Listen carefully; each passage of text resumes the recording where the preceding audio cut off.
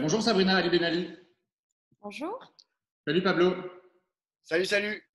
Sabrina, tu es médecin aux urgences médicales de Paris. Tu as publié La révolte d'une interne aux éditions du Cherche-Midi. C'était déjà il y a 2 ans.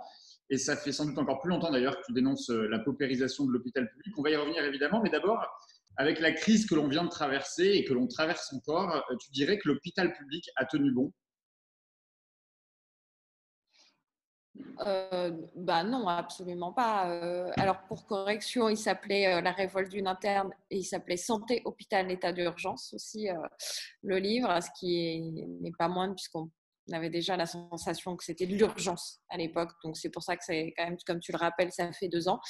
Non, et alors ça dépend de ce qu'on appelle tenir bon. Est-ce que tout s'est écroulé et qu'on a mis des gens décédés au sol en marchant par-dessus? Non. Est-ce que dans la mesure où on a dû, comme on fait des témoignages dans des services de chirurgie, comme d'habitude, exploser des patients, s'il y a là un en orthopédie, un en rhumato, des internes qui ne savaient même plus où étaient leurs patients, des services qui, comme devaient accueillir des nouveaux patients Covid, rappelaient leurs internes de chirurgie avec des mots type « écoute, tu fais ce que tu veux, mais tu le sors parce qu'il faut que j'ai de la place », avec des infirmières de réanimation ou de pneumologie qui ont dû parfois surveiller des patients de gastro-entérologie en ne sachant pas comment, parce que chaque exercice est propre, on surveille ses cicatrices, etc. Bon, compte tenu de ça, est-ce qu'on peut dire l'hôpital a tenu? Non, ça veut dire que ce qui a tenu, c'est d'arriver à s'occuper d'un maximum de patients et de Covid en reléguant tout le reste à ce moment-là, ne l'oublions pas. Bon, on a été obligé d'envoyer des patients dans d'autres pays aussi. Alors, d'un point de vue stricto sensu somatique, soit, est-ce que chacun de nous se demande si son mari, sa femme, son conjoint, son enfant avait un Covid avec une atteinte grave, qu'il soit en réanimation, qu'on ne sache pas d'heure en heure s'il peut décéder? Comment on vivrait de savoir qu'il est à 200 bornes, qu'on ne peut pas aller le voir, qu'il est dans un autre pays? Si une, Je deux- pose si- la question. si une deuxième vague devait arriver là maintenant, ou en septembre, on voit d'ailleurs qu'à Pékin, ils commencent déjà à être inquiets devant une nouvelle poussée de la pandémie ces derniers jours. Et l'hôpital public saurait faire face, d'après toi, ou est-ce que ce serait la catastrophe Bah, je pense il faut pas faire, à mon avis, de grands mots. Nous ne tiendrons pas, nous tiendrons. Évidemment, on fera tout le temps notre travail puisque c'est notre travail. C'est d'ailleurs pour ça qu'on a dit on n'est ni des héros, on ne veut pas des primes, on ne veut pas des médailles. Ça, c'est notre travail, faire ça. Donc, on va continuer à le faire. La seule chose, c'est qu'on le fera comme on le fait déjà tous les jours, avec des moyens insuffisants. Donc, de fait, est-ce que des gens qui auraient pu être sauvés ne l'ont pas été? Oui. Est-ce que tous les jours, des gens qui potentiellement ont des atteintes et ne sont pas soignés? Oui. Je veux dire, la carte des territoires, aujourd'hui, selon que vous êtes dans le 16e arrondissement ou dans le 19e, vous n'avez même pas la même chance de survie à un infarctus. Et ça, c'est pas Covid ou pas Covid. Donc, je veux dire, la question, elle est là. Évidemment, nous, les professionnels de santé, on fera comme d'habitude, avec l'épuisement d'un an de demande de ressources qu'on n'a pas obtenues, avec l'épuisement du manque de matériel, des équipes qui ne sont insuffisantes et qui auront déjà eu effectivement une première vague de Covid où on a tous donné sans compter. Donc, est-ce que les soins seront bien faits? Est-ce qu'on ne va pas, comme ça nous arrive tous, faire des oublis, faire des erreurs, ne pas être assez patient avec les gens, parfois être à bord de nerfs? Ben oui. Juste Pablo, pardon, parce que tu vas poser une question après, mais je voudrais juste terminer là-dessus quand même, parce que je repensais dans ce que tu disais à la phrase d'Emmanuel Macron pendant son allocution présidentielle. Lui disait, pendant la période, on a sauvé des dizaines de milliers de vies et on peut en être fier. Dimanche, dans la même journée, le JDD faisait un 2 pages en disant on aurait pu sauver des vies, et notamment parler des EHPAD. Quelle lecture il faut avoir? On aurait pu sauver des vies ou est-ce qu'on a sauvé des vies, Sabrina? Bah, qu'on ait tous sauvé des vies, ça c'est… Oui, évidemment, c'est l'essentiel. Est-ce qu'on aurait pu en sauver plus? Oui. Est-ce qu'on aurait pu éviter les morts? Oui. Quand nous, on a, avec nos confrères aux urgences médicales de Paris, parfois il a fallu faire revenir des patients à la maison. Nous, notre travail, c'est d'appeler le SAMU. Nous avions tous, par exemple, des choses qui ne vont pas parler à grand monde, mais la saturation en oxygène, d'accord? On la mesure avec un outil qu'on met sur le doigt. c'est ça qui calcule combien vos poumons ils prennent d'oxygène. Vous et moi, on est tous à 100% en air ambiant. Nos poumons, ils prennent tout l'oxygène. Avec le Covid, quand il y avait des atteintes respiratoires graves, en dessous de 95%, on envoyait à l'hôpital. Bon, manque de lits, il a fallu utiliser des plateformes de surveillance type Covidom qui se sont avérées très utiles pour certains cas, mais parfois on a laissé repartir des gens avec des saturations très très limites, autour de 92, où normalement si on avait eu pléthore de lits, on les aurait gardés sous oxygène aux urgences. Or là, ce n'était pas le cas, donc on a dû faire des surveillances à domicile, en les appelant tous les jours, etc.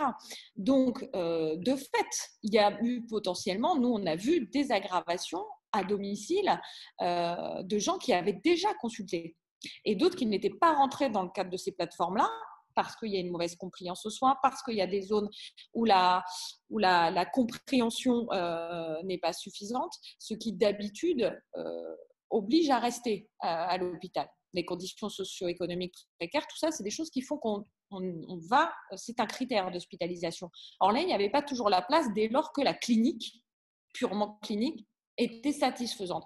Or oui, il y a des gens qui se sont aggravés et il y avait des morts évitables, non seulement dans la conception des moyens, mais aussi en amont, si on avait commencé à tenir des mesures de distanciation sociale bien plus tôt, si on avait équipé les soignants et que nous, on n'avait pas passé des semaines à être des vecteurs en puissance, et dans nos propres rangs, si on avait été correctement équipés. Et ça, c'est quand même, je trouve, très gonflé de n'avoir pas dit un mot à son allocution présidentielle des soignants qui étaient morts en allant soigner les gens. Alors, justement, en fait, ce dont tu parles, tu parles aussi de la gestion de la crise du Covid. Aujourd'hui, c'est le premier jour de la commission d'enquête parlementaire sur cette gestion qui commence avec l'audition du professeur Salomon. Ça avait été le conseiller d'Emmanuel Macron et il avait alerté dès 2007 sur notre incapacité sanitaire à faire face à une pandémie de la sorte. Est-ce que toi, tu attends quelque chose de cette commission parlementaire et quelle question, en fait, tu aurais eu envie de poser à ce professeur Salomon qui était en charge? Je sais pas. Franchement, pour être très honnête avec vous, je suis très. C'est très dur parce que j'ai vraiment perdu une confiance. Vous me connaissez, comme vous l'avez dit, vous m'avez déjà interviewé, on a déjà parlé de mon livre et vous savez que ça fait un moment que j'ai peu de surprises sur ce qu'on appelle la conception néolibérale de ces gens-là, soit de vouloir tout vendre au privé, les choses de l'État. Malgré tout, franchement, comme je disais il n'y a pas très longtemps, ça m'a vraiment posé question. Je croyais qu'il y avait des limites qui ne pourraient pas être franchies. Je ne pensais pas qu'on pourrait nous laisser y aller sans équipement, nous faire croire que… nous mentir comme ça, dire que les soignants se contaminaient à l'extérieur pour ne pas engager leurs responsabilités, ne pas nous équiper et raconter qu'on recevait des équipements. Dans ma tête, franchement, même avec eux, j'imaginais que des camions militaires allaient arriver avec des cartons de masques devant les cabinets des médecins, devant chez nous aux urgences médicales de Paris. Enfin, je me suis… Et donc, pour être honnête, je n'attends plus rien de ces gens-là. Pour être honnête, la seule chose que je veux, c'est qu'ils s'en aillent. C'est qu'ils s'en aillent et qu'on puisse vraiment avoir des gens pour qui… c'est de la médiocrité. C'est quoi? C'est de la médiocrité, c'est de l'amateurisme, c'est du mensonge, c'est tout ça à la fois? Oui, alors de la médiocrité, oui et non. Enfin, pour qui en fait? Puisque il y a quand même des gens qui ressortent gagnants. Hein. Je veux dire, hier soir, il nous a quand même, hier soir ou avant-hier soir, je sais plus, je suis un peu perdue avec les vacations là, mais il nous a quand même expliqué qu'on devait, voilà, qu'il a parlé, il y aura des licenciements, il y aura des faillites, il va falloir aller au turbin, travailler plus, etc. Enfin, sinon, rappelle-moi, s'il y a une crise économique, je veux dire, en début de mandat, tu avais expliqué qu'on allait voir les effets de l'impôt sur la fortune et que si on en avait besoin, on pourrait le rapatrier. Donc là, il est où? Pourquoi eux, on ne touche pas? Pourquoi on demande? Nous, on vient nous expliquer qu'il faudra aller au turbin, qu'il faudra bosser parfois, faire 60 heures semaine. Et des gens qui ont des dividendes, on leur a demandé gentiment, ça serait sympa si en 2020, vous pouviez ne pas verser de dividendes à vos amis. Enfin, juste, wow. Donc, non, il y a des gens qui ont les mains dans le cambouis. il y a nous, il y a les gens qui ont fermé les sacs mortuaires toute la journée, dont des gamines qui ont eu aucune préparation psychologique à faire ça et qui sont traumatisées.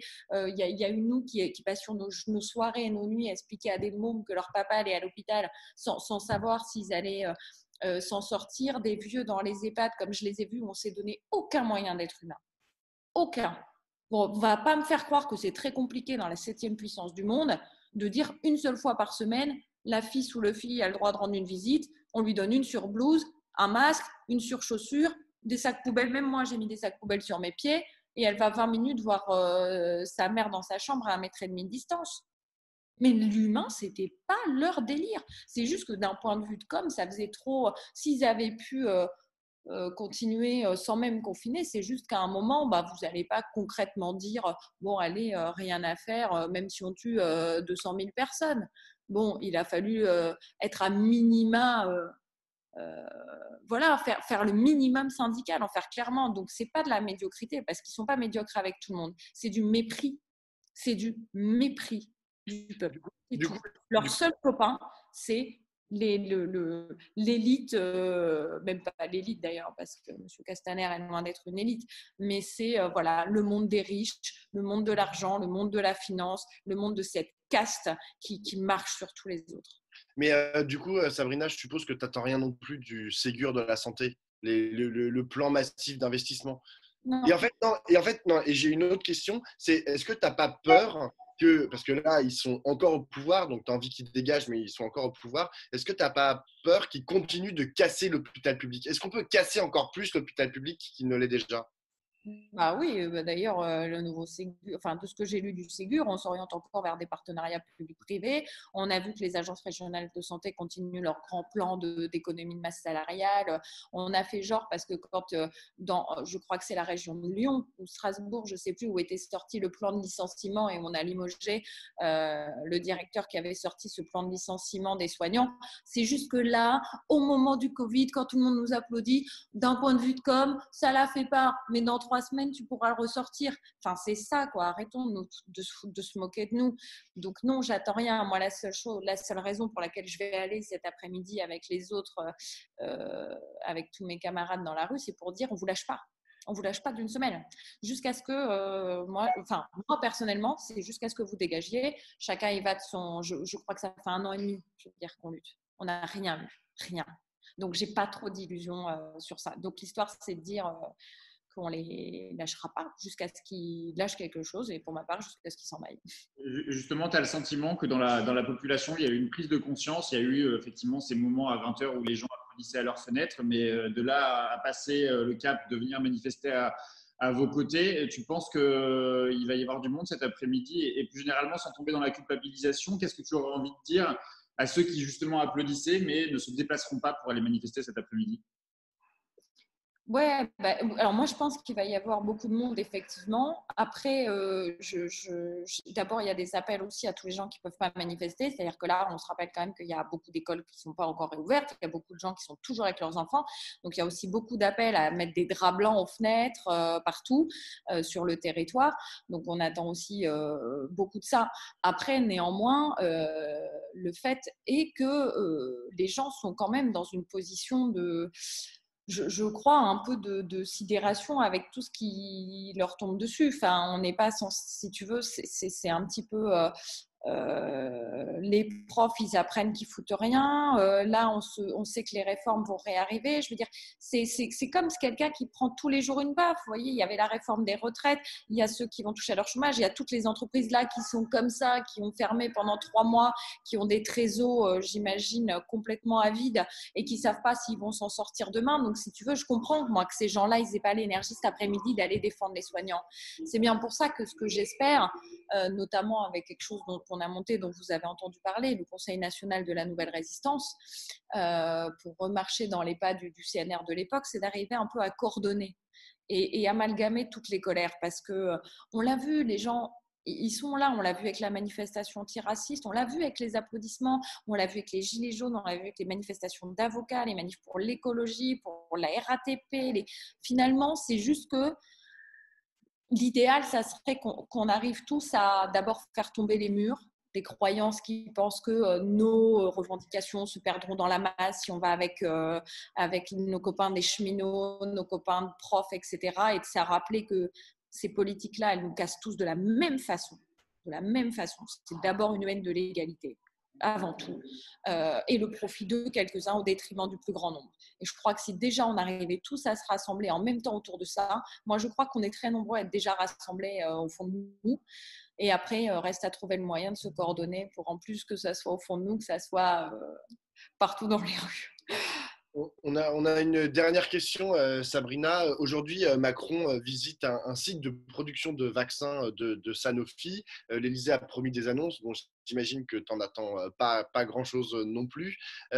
Mais toi, par exemple, si tu étais en charge, qu'est-ce que tu ferais vis-à-vis de ces gros industriels du médicament? Tu créerais un pôle public du médicament, tu nationaliserais Sanofi, tu relocaliserais la production?